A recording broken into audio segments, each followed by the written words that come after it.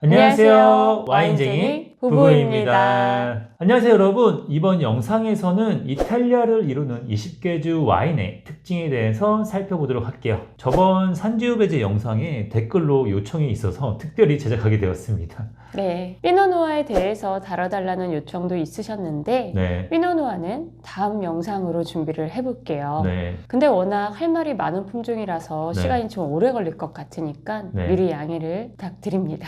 네, 그리고 피노누아 이후에도 비오니를 다뤄달라는 분도 계셨었어요. 그래서 그래요? 그것도 그거 나중에 흥미롭다. 피노누아 다음에 품종 이야기를 할 때 다뤄보도록 하겠습니다. 네, 자, 그럼 바로 시작해 보도록 하겠습니다.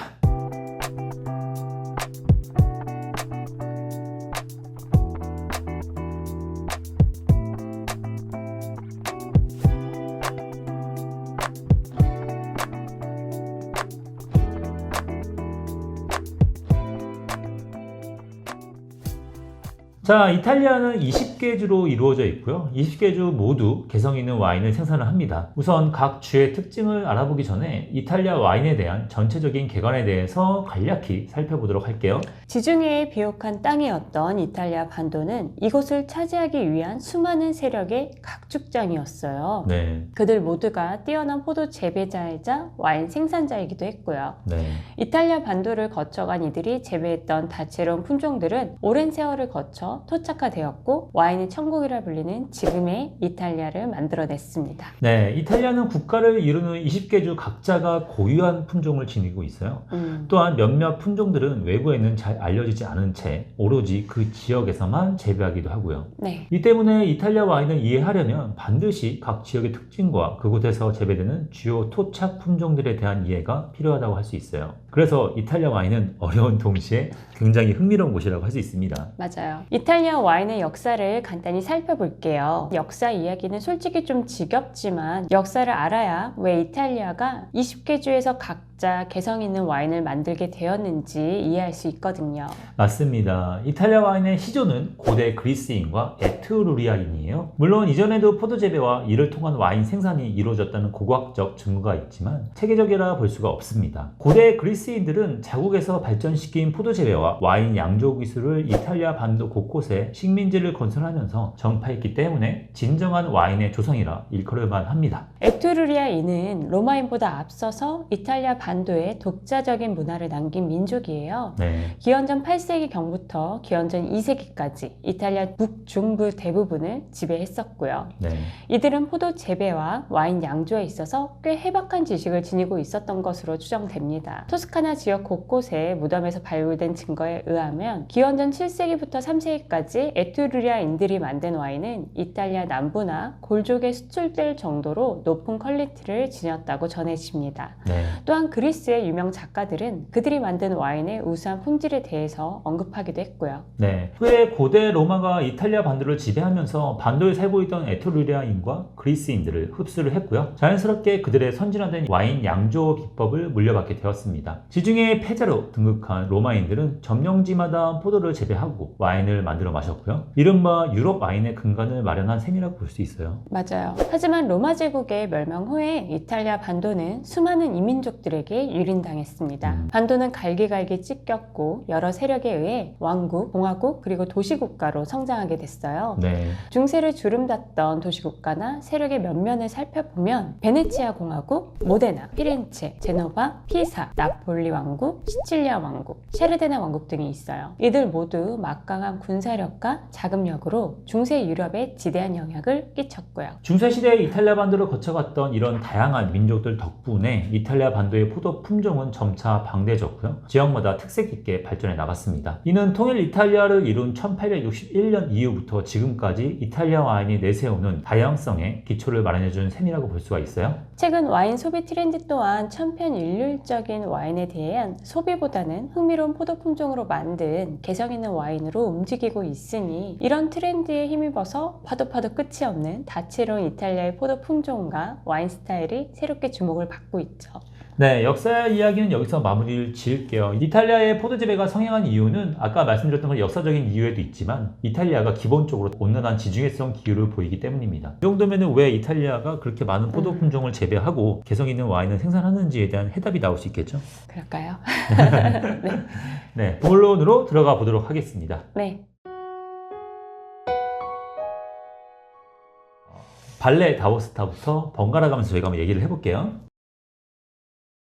첫 번째 발레다우스타입니다. 네. 발레다우스타는 몽블랑을 벽삼아서 스위스, 프랑스와 국경을 접하고 있는 곳으로 대부분이 산악지대예요. 네. 인구 밀도가 낮고 와인 생산량 또한 20개 주 중에 가장 낮습니다. 네. 주로 재배하는 포도 품종은 뿌띠루즈, 비영드니, 레이레와 같은 정말 생소한 것 투성이에요. 저희 부부도 이곳을 여행했는데 네. 섬세한 와인들이 주를 이루고 있고 네. 프랑스 품종과 스위스 품종 그리고 이탈리아 품종이 혼재하고 있는 정말 독특하고 매력적인 곳이에요. 네. 국내에는 정말 소량 수입되고 있거든요. 저희 근데 와인숍 하나 있죠? 네. 예, 이 레크레테라고 이 발레다우스타에서 1800년대부터 와인을 만들어 온 곳이에요. 네, 잘하는 곳이죠. 와인이 굉장히 힘이 있고 미네랄이 되게 가득하고 굉장히 추천하는 와인 중에 하나입니다, 이것도. 네.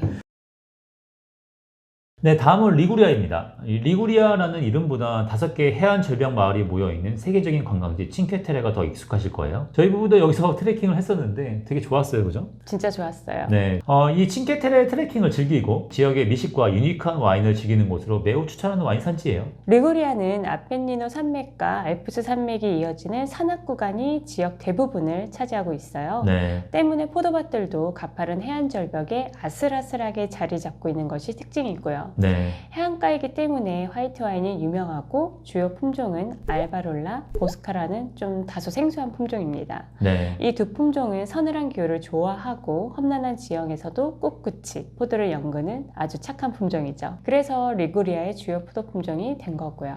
네, 이 지역 와인들은 국내에서는 정말 찾아보기 힘든 편인데 혹시라도 찾아보게 되신다면 테이스팅을 해보시길 바랍니다. 네, 피에몬트의 되게 유명한 와인 생산자인 엘리오 알타레 같은 경우도 은퇴를 해서 이 리구리아에서 와인을 만들고 있어요. 그래서 저희가 와이너리에서 방문을 했을 때도 그 와인을 함께 줘가지고 마신 적이 있었죠. 굉장히 저희가 좋게 평가를 했었고요. 맞아요. 네, 다음은 룸바르디아입니다. 네. 패션과 금융의 도시 밀라노를 주도로 두고 있는 곳이고요. 네. 이 지역의 와인들은 한국 시장에 많이 알려진 편은 아니지만 저희 부부가 여행을 해본 결과 3가지 와인이 언급할 만해요. 네. 첫 번째, 이탈리아의 프리미엄 스파클링 와인으로 명성이 자자 프란차코르타. 둘째는 현지에서 끼아벤나스카라는 이름으로 불리는 네비올로로 만드는 발텔리나의 우아한 레드 와인. 세 번째는 룸바르디아가 자랑하는 스위트 와인 모스카토 디 스칸초예요. 밀라노로 만약에 여행 가신다면 하루나 이틀 정도 일을 생산하는 와이너리에 투자해도 전혀 아깝지 않을 만큼 훌륭한 품질을 자랑하는 와인들이에요. 네. 특히 첫 번째 말씀을 드린 프란차코르타 같은 경우에는 프랑스의 샴페인과 비견되는 이탈리아 최고의 스파클링 와인 산지라 볼 수가 있어요. 주요 품종도 샴페인과 비슷합니다. 샤르도네, 피노비앙코, 피노누아예요. 개인적으로는 까델 보스코를 추천합니다. 프란차코르타를 상징하는 브랜드라고 할 수가 있고요. 저렴한 곳에서부터 프리미엄 와인까지 국내 수입되고 있는 것들이 있으니까 한번 경험해 보시길 바라요. 저희도 방문한 적이 있죠, 이 와이너리는. 네, 출입구부터 아주 인상적이었어요. 네. 겁나서 못 들어갈 뻔했죠. 네, 정원도 넓고 와이너리도 정말 의리의리합니다. 네, 저는 모스카토 디 스칸초가 정말 인상적이었어요. 네. 이 모스카토 디 스칸초는 포도 품종의 이름인데요. 모스카토의 레드 버전이에요. 네. 베르가모 근처 언덕 구룽지에서 재배된 모스카토 디 스칸초 포도를 말려서 만든 스위트 와인입니다. 현지에서도 구하기 힘든 레어템이고요. 네, 그렇죠. 이 와인을 생산하는 와이너리가 몇 곳 없는데 저희 부부는 한 곳을 방문해서 정말 귀한 경험을 했었어요. 정말 잊기 힘들 정도로 달콤하고 우아한 풍미를 자랑하더라고요. 네.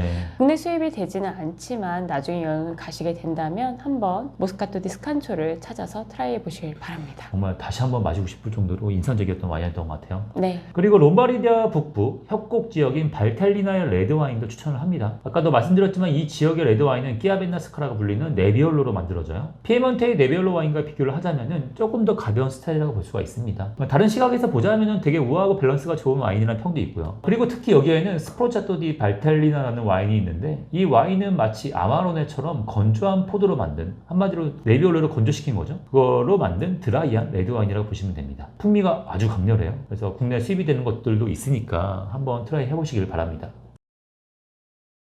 다음은 피에몬테입니다. 두말할 필요 없는 이탈리아 최고의 와인 산지죠. 주도는 토리노지만 많은 와인 애호가들은 화이트 트러플로 유명한 알바에 머물면서 최고 와인과 미식을 즐기고 있습니다. 네. 이탈리아 3대 명품 와인으로 이끌어지는 바롤로, 네. 이에 견주는 바르바레스코, 자글자글한 기포와 달콤한 맛이 사랑스러운 모스카토 다스티 등 정말 매력적인 와인이 가득해요. 개인적으로 저는 이탈리아에서 가장 좋아하는 와인 지역이에요. 이 지역에는 고귀한 레드 품종인 네비올로가 있고요. 이 품종으로 이탈리아 명품 와인인 아까 말씀드린 바롤로와 바르바레스코가 탄생을 하는데 이미 이에 대해서는 네비올로 영상에서 매우 자세하게 저희가 얘기를 했죠. 네. 그러니까 여기서는 넘어가도록 하겠습니다. 참 네. 다행이에요. 네. 물론 피에몬테에는 바롤로나 바르바레스코 말고도 괜찮은 와인들이 꽤 많아요. 네. 예를 들어서 바르베라 품종으로 만든 가성비 있는 레드 와인들도 있고 네. 돌치조로 만든 가볍지만 음식과 매칭하기 좋은 레드 와인도 있어요. 네. 또 아르네이스라는 화사한 화이트 품종으로 만든 가성비 좋은 화이트 와인들도 유명합니다. 국내 수입이 되니까요. 언제든 가까운 와인샵에 들러서 시도해 보시길 바라겠습니다. 그리고 다들 잘 아시는 아까 말씀드린 달콤하고 기포가 있는 모스카토 다스티라든지 뭐 브라케토 다키 같은 와인들은 너무 유명하죠. 네. 한국 시장에서 너무 유명한 와인들이기 때문에 저희가 뭐 따로 말씀드릴 게 없을 것 같습니다. 네. 그리고 이런 가볍고 달콤한 약 스파클링 말고 수준 높은 스파클링 와인도 피에몬테에서 만들어져요.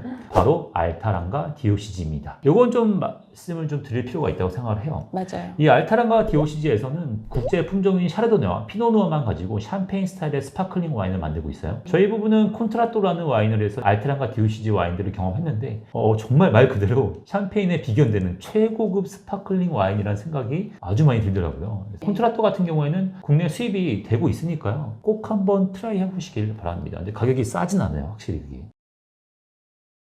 네, 다음은 에밀리아 로마냐입니다. 네. 개인적으로 이곳은 와인보다는 미식에 초점이 맞춰진 곳이라고 생각해요. 네. 파마산 치즈의 원조인 파르미지아노 레지아노, 또 세계 최고급으로 치고 있는 모데나 발사믹 식초, 이탈리아 최고 품질의 생엔 파르마산 프로스토, 파스타 소스인 라구 볼로네즈, 이 모든 것들이 에밀리아 로마냐가 원조예요. 네, 그렇죠. 저희 부부도 여기서 파르미지아노 레지아노 공장이랑 모데나 발사믹 식초 공장을 방문했었는데 네. 이게 와이너리랑은 또 다른 매력이 있더라고요. 네, 맞습니다. 특히 발사믹 식초 공장이 정말 인상적이었다고 생각을 해요. 저는. 맞아요. 나중에 이 발사믹 식초에 대한 것들도 영상을 하나 만들어가지고 보여드리면 되게 좋을 것 같다는 생각이 듭니다. 네. 여하튼 와인 추천을 좀 해보면 이 로마냐, 알바나나, 레드 스파클링 와인인 람브루스코는 한 번쯤 경험해 볼 만하다고 생각을 합니다. 이 람브루스코는 품종 이름인데요. 좀 특이해요, 이 품종이. 고대 로마인들이 신맛이 많아서 재배를 잘 안 했기 때문에 시골 변두리에서나 볼 수 있는 이 품종을 두고 라브루스카 비티스, 즉 야생 포도라 일컫는 데서 이름이 유래했습니다. 람브루스코는 다채로운 클론의 그룹명이에요. 네. 이 중 에밀리아 로마냐에 주로 재배되는 것들은 람브루스코 도 소르바라, 람브루스코 그라스 파로사, 람브루스코 마에스트리, 람브루스코 살라미노 등이라고 합니다.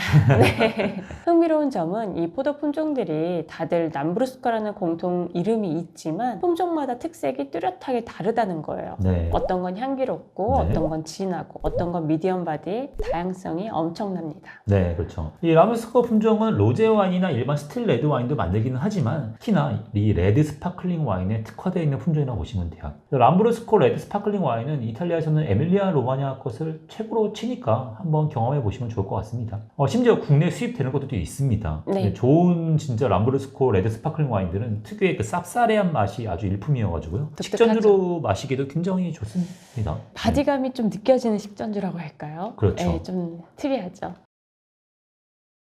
다음은 트렌티노 알토 아띠제입니다. 이곳은 1차 세계대전 이전까지 오스트리아 헝가리 제국에 속해 있었기 때문에 문화적으로나 와인으로나 오스트리아의 영향을 많이 받았어요. 실제로 여행을 해보니까 북으로 올라갈수록 이탈리아보다 독일어를 더 많이 쓰더라고요. 네. 와인 산지는 크게 트렌티노와 알토 아띠제로 구분이 되는데 네. 남쪽의 트렌티노가 다소 평야가 많다면 알토 아띠제는 장엄한 돌로미티 산맥 기슭에 포도밭이 자리 잡고 있습니다. 네, 이 지역은 이탈리아 최북단에 위치해 있고요. 포도밭이 이제 산기슭에 있다 보니까 화이트 와인이 강세입니다. 가장 많이 재배되는 건 화이트 품종의 피노그리죠. 게베치라미노, 샤르도네, 피노블랑, 쇼비뇽 블랑, 밀러 트로도가 등이 있고요. 레드에는 스키아바, 라그레인, 피노누아가 있습니다. 좀 생소하신 품종도 많고 독일에서 재배하는 품종도 꽤 많은 편이죠. 네, 개인적으로 여행하면서는 이 지역의 게브르츠트라미너를 정말 맛있게 마셨어요. 네, 레드에는 피노누아가 참 좋은 것들이 많았고요. 네네. 개인적으로 또 알로이스 라게더라는 브랜드를 추천해요. 네. 국내 수입이 되는 걸로 알고 있는데 이 지역 와인의 특징을 알아보시기에 아주 좋은 브랜드니까 꼭 한번 경험해 보시기를 바랍니다. 알로이스 라게도 참 좋은 와이너리죠. 맞아요. 네, 저희도 방문했었는데 네. 되게 와이너리가 이쁘더라고. 레스토랑도 있고. 특히 이곳은 바이오 다이나믹 농법으로 친환경 와인을 생산하는데 완전히 주력하고 있는 곳이어서 신뢰가 되는 친환경 브랜드이기도 합니다. 네. 조금 더 저렴한 브랜드로는 메짜 코로나도 있어요. 네, 가성비 좋은 와인들이 많습니다. 거기에는. 가성비 좋아요. 너무 좋죠. 다음은 뿌리울리 베네치아 줄리아입니다. 네. 좀 생소한 이름이고 긴 이름이죠. 네. 이탈리아 와인 애호가들의 워너비라 할 수 있는 지역이에요. 네. 이 지역의 유명 포도 품종에는 리볼라잘라, 말바지아, 토카이, 뿌리울라노가 있는데 이 대표 품종들이 화이트 품종인 것에서 짐작할 수 있듯이 레드보다는 화이트 와인의 퀄리티가 상당히 좋은 곳이에요. 네. 개인적으로는 스키오베토의 와인들을 좋아하는데요. 네네. 와인들이 굉장히 깔끔하고 강렬하고 여운이 길어요. 네. 아마 수입이 되는 걸로 알고 있습니다. 되고 있습니다. 네네. 그리고 한 가지 더 이 지역에서 생산되는 독특한 향과 맛의 오렌지 와인은 세계 와인 애호가들의 시선을 이 한적한 시골로 돌려놓은 명품 와인이죠. 네. 저희 부부도 오렌지 와인의 거장인 그라브너와 라디콘을 방문했었어요. 네. 개인적으로는 이탈리아에서 가장 인상적인 와이너리였는데 이 오렌지 와인에 대해서는 이미 저희 부부가 영상을 만들어서 소개를 해드렸으니까 궁금하시면 찾아보시길 바랍니다. 자, 다음은 베네토인데요. 베네토는 이탈리아에서 가장 많은 와인을 생산하는 곳이에요. 이 베네토의 주도인 베네치아에서는 과거 중세시대를 풍미했던 베네치아 공화국의 찬란했던 문화유산을 확인할 수 있고요. 또한 로미오와 줄리엣의 고향 베로나에서는 연인끼리 달콤한 추억을 남길 수도 있습니다. 네, 와인으로는 이탈리아 3대 명품 와인으로 꼽히는 아마로네, 베네토 레드 와인의 대명사인 발폴리첼라, 이탈리아 화이트 와인의 대명사인 소아베, 그리고 밸류 스파클링 와인의 정석인 프로세코까지 와인 여행자들의 오감을 채워줄 수 있는 다채로운 와인들이 도처에 널려 있습니다. 베네토를 대표하는 레드 품종은 꼬르비나, 꼬르비노네, 논디넬라, 몰리나라, 오셀레타 같은 토착 품종들이에요. 네. 이 품종들로 아마로네라든지 발폴리첼라의 유명한 레드 와인을 만들고요. 화이트 품종에는 가르가네가와 글레라가 유명한데 가르가네가로 수아베 와인을, 글레라로 스파클링 와인인 프로세코를 만들고 있습니다. 뭐 아마로네든 수아베든 프로세코든 모두 세계적인 명성을 지니고 있고 국내 수입이 되고 있으니까 언제든 한번 마셔보시길 추천드립니다. 뭐 추천하는 브랜드가 있을까요? 개인적으로는 레드 쪽은 마리온을 추천을 하고요. 왜냐하면 이 마리온이 뭐 일반 발폴리첼라 와인들도 좋지만 테롤데고라든지 까베르네 소비뇽 같은 도전적인 레드 와인의 퀄리티도 매우 좋은 곳이라고 생각하기 때문이에요. 아마로네야 뭐 말할 것도 없이 너무 좋고요. 네, 맞아요. 마리온 너무 좋아요. 특히 너무- 마리온의 오너가 너무 멋있어요. 네, 수아베 쪽은 개인적으로 삐로판, 안셀미, 지니, 이나마를 추천합니다. 수아베에 국한하지 않는다면 저는 네. 스카이아 화이트 정말 좋아하고요. 네, 좋죠. 너무 네, 좋죠. 프로세코는 비솔이나 미오네토도 추천할 수 있고요. 다들 지역을 대표하는 브랜드니까 믿고 마셔보시길 바랍니다. 네, 다음은 라찌오예요. 이탈리아 수도 로마 때문에 1년 365일 북적대는 곳이긴 한데 요즘에 코로나 때문에 이제 그렇지도 않을 것 같긴 하죠. 하여튼 뭐 다만 이 지역 와인은 별로 유명하지 않습니다. 와인 애호가들한테 그나마 알려진 와인이 에스트 정도인데 네. 굉장히 괴상한 이름이지만 실제로 존재하는 와인입니다. 라찌오는 트레비아노와 말바지아를 많이 재배하기 때문에 화이트 와인이 굉장히 우세하고요. 로마로 관광을 가게 된다면 한 번쯤 맛보는 것으로 좋다고 생각을 해요. 다음은 마르케예요. 네. 에메랄드빛 바다가 펼쳐진 아드리아 해와 실록이 가득한 구름, 그리고 해발 2,000m가 넘는 시빌리니 산맥이 유명한 아주 자연 친화적인 곳이에요. 네. 국내에는 잘 알려져 있진 않지만 유럽인들에게는 오래전부터 유명한 관광지였어요. 네. 와인도 굉장히 훌륭하고요. 맞습니다. 개인적으로 여기서 들렸던 와이너리 중에는 베르멘티노 품종에 되게 헌신을 하고 있는 곳들도 있더라고요. 그래서 그런 부분에 있어서 약간 더 이상적이지 않았나 싶은. 네. 또한 몬테풀치아노로 토스카나로 만들어지는 몇몇 레드 와인은 세계적인 명성을 지니고 있죠. 네. 특히 저희 부부가 여기서 방문했던 오아시델리 안잘리라는 와이너리의 와인은 지금도 그 향과 맛이 상상이 될 정도로 엄청난 와인을 생산한 곳이었어요. 엄청 압도당했죠, 저희가. 네. 그리고 와이너리 오너도 너무 유쾌하고 네, 맞아요. 재밌었죠. 네. 로버트 파커도 이 와이너리를 달포르노 로마노와 비교할 수 있다고 했거든요. 네. 너무 아쉽게 수입이 안 되는 걸로 알고 있는데 네. 여하튼 혹시 구할 수 있으시다면 꼭 한번 마셔보시길 추천하고 싶습니다. 다음은 토스카나입니다. 네. 영화 냉정과 열정 사이에 배경이 됐던 피렌체를 주도로 두고 있고요. 매년 셀 수 없는 관광객들이 미식, 관광, 와인, 세 마리 토끼를 한 번에 잡기 위해서 토스카나를 찾습니다. 와인으로는 단연 키안티를 먼저 맛봐야 하고요. 고급 와인인 브루네로 디 몬탈치노나 비노 노빌레 디 몬테풀치아노도 지갑 사정이 허락하신다면 꼭 한 번은 마셔보면 좋습니다. 이탈리아 와인에 새로운 기운을 불어넣었던 슈퍼 토스카네 본거지 볼게리도 와인 애호가들에게는 필수 코스고요. 이 와인들에 대한 설명은 바로 직전에 산조베제 영상을 보시면 될 것 같고요. 네. 끼안티부터 슈퍼 토스칸까지 토스카네 유명 와인에 대해서 모조리 설명을 하고 있으니 영상을 참고해 주시길 바랍니다.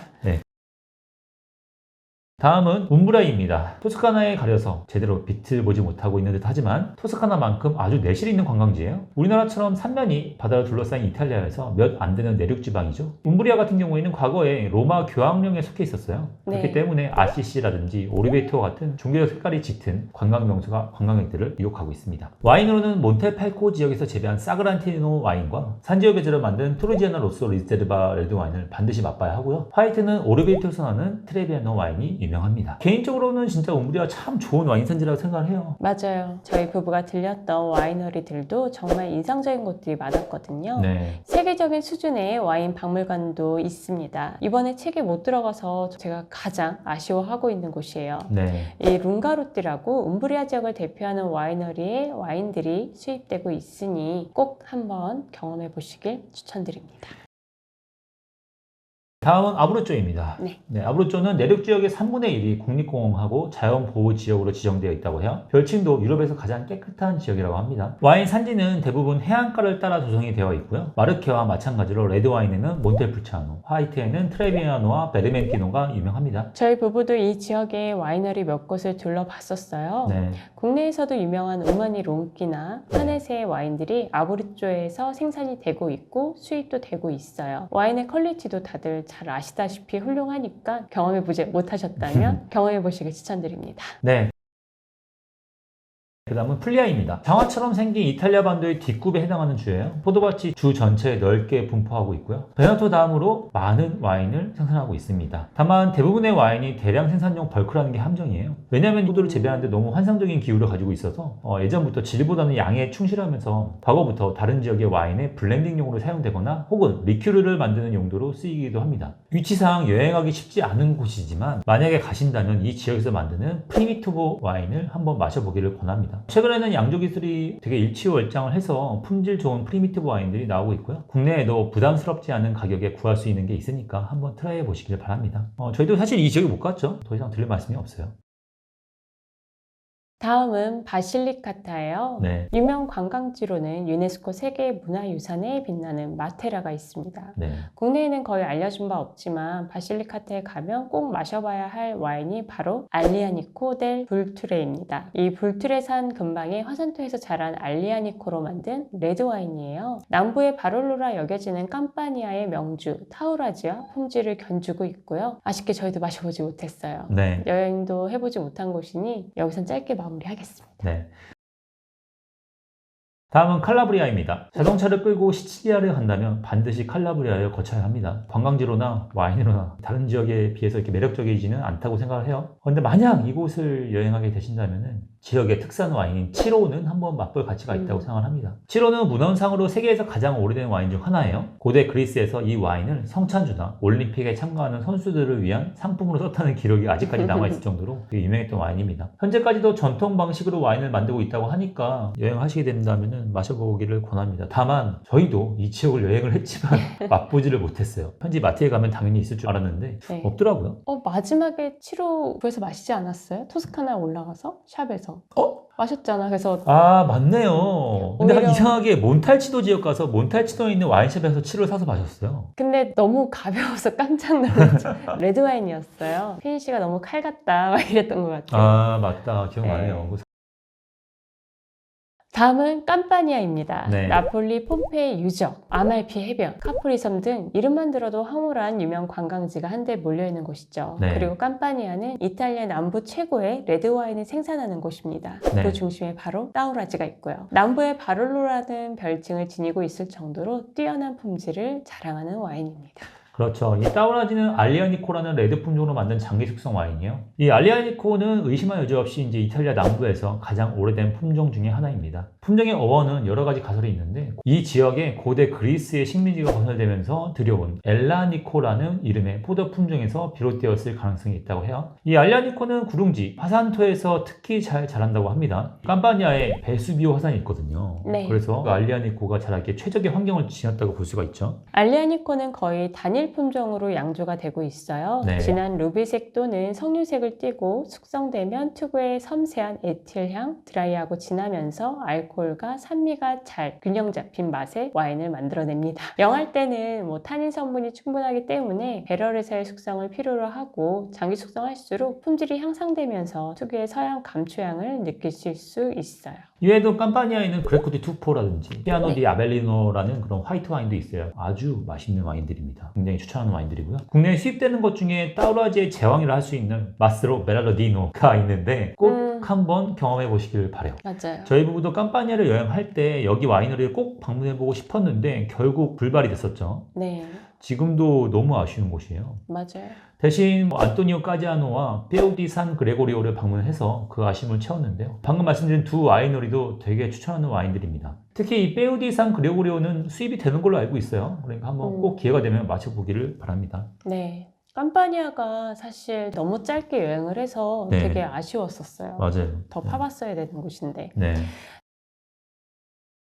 다음은 몰리제입니다. 네. 과거 아브루조주에 속해 있었지만 1963년 떨어져 나왔어요. 네. 발레다우스타와 더불어서 포도밭 면적에서나 와인 생산량에서나 하위권에 머무르고 있고요. 하지만 몰리제에서 주로 재배되는 두 포도 품종이 이 지역의 와인을 특별하게 만들어주고 있어요. 네. 레드의 틴틸리아, 화이트의 팔랑기나. 이곳 와인 생산자들은 이 두 품종을 위해서 평생을 헌신하고 있습니다. 예, 특히 틴틸리아는 몰리즈 지역 외에는 찾아보기 힘든 이곳의 진정한 토착 품종이라고 할 수 있어요. 단일 품종으로 양조되면요, 호라에 아주 진한 색을 띠고요, 폴리페놀 함량이 매우 높은 레드 와인으로 탄생을 합니다. 향에서는 장미라든지 안티초코, 아스파라거스, 서양 자두를 연상시키는 향이 특징적이고요. 풀 바디의 알코올 함유량도 높아서 오랜 숙성에 적합하고요. 국내에 수입이 되는 게 없는 걸로 알고 있거든요. 혹시 여행을 가시게 되면 꼭 한번 마셔보기를 추천합니다. 다음 샤르데냐입니다. 샤르데냐는 이탈리아 땅이지만 샤르데나어가 따로 존재할 정도로 독립적인 곳이라고 해요. 네. 과거 스페인의 지배를 받았기 때문에 스페인 포도 품종도 찾아볼 수 있고 네. 후에 변형돼서 토착화된 특이한 품종들도 많아요. 샤르데냐에서만 재배되고 있는 포도 품종은 지로, 나스코, 누라구스 등이 있고 이와 같은 특별한 포도 품종을 마시기 위해 많은 와인 애호가들이 샤르데냐로 여행을 갑니다. 저희 부부도 사실 네. 샤르데냐는 발도 못 대봤죠. 네, 배 타고 들어가야 되는데 네. 쉽지 않더라고요. 사실. 맞아요.